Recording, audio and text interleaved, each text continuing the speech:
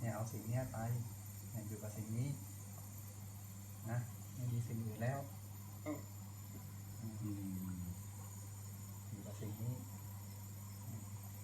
อยู่กับสิ่งที่เราได้ทำอยู่กับสิ่งที่เราได้ใส่บาตรนะตอนเช้าน่ะสาธุอันว่าดีแล้วเนี่ยสิ่งที่เราได้ทำมันจะอยู่ติดตัวเราไปนะอย่างอื่นไม่ต้องไปเป็นห่วงไม่ต้องไปคิด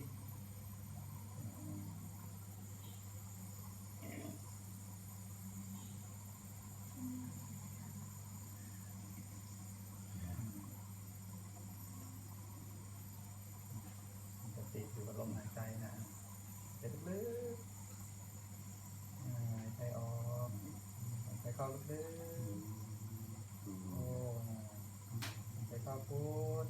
หายใจออกโทหายใจเข้าพุทหายใจออกโท